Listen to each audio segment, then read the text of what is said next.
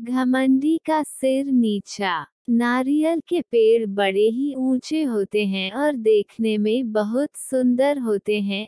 एक बार एक नदी के किनारे नारियल का पेड़ लगा हुआ था। उस पर लगे नारियल को अपने पेड़ के सुंदर होने पर बहुत गर्व था। सबसे ऊंचाई पर बैठने का भी उसे बहुत मान था। इस कारण घमंड में चूर नारियल हमेशा ही नदी के पत्थर को तुच्छ पड़ा हुआ कहकर उसका अपमान करता रहता। एक बार एक शिल्पकार उस पत्थर को लेकर बैठ गया और उसे तराशने के लिए उस पर तरह तरह से प्रहार करने लगा।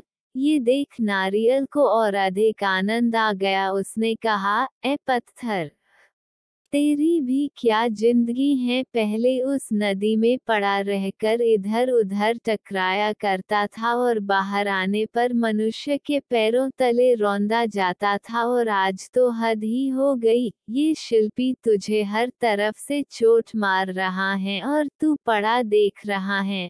अरे, अपमान की भी सीमा होती है। कैसी तुच्छ जिंदगी जी रहा है। मुझे देख कितने शान से इस ऊंचे वृक्ष पर बैठता हूँ।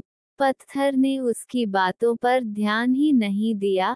नारियल रोज इसी तरह पत्थर को अपमानित करता रहता। कुछ दिनों बाद उस शिल्पकार ने पत्थर को तराशकर शालिग्राम बनाए और पूर्ण आदर के साथ उनकी स्थापना मंदिर में की गई। पूजा के लिए नारियल को पत्थर के बने उन शालिग्राम के चरणों में चढ़ाया गया।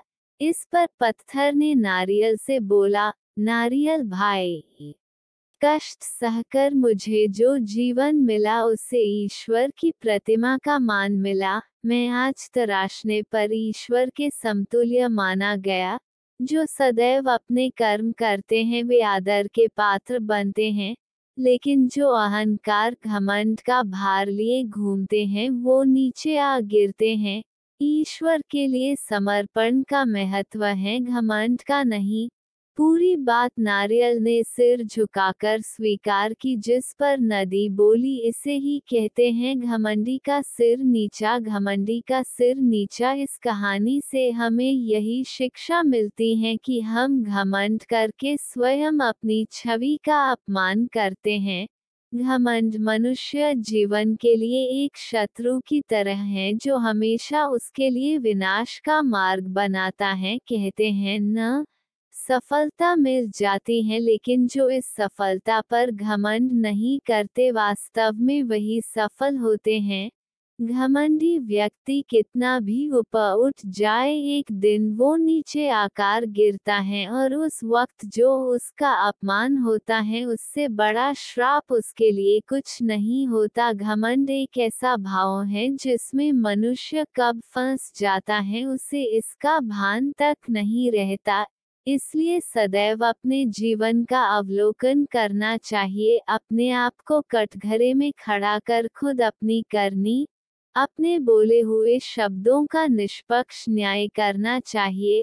और अगर आप खुद को दोषी पाते हैं तो गलती को स्वीकार करें और समय रहते उस गलती के लिए क्षमा मांगे। घमंडी का सिर नीचा। ये मुहावरे की कहानी आपको कैसी लगी? कमेंट बॉक्स में लिखें, साथ ही अपने दोस्तों से शेयर भी करें।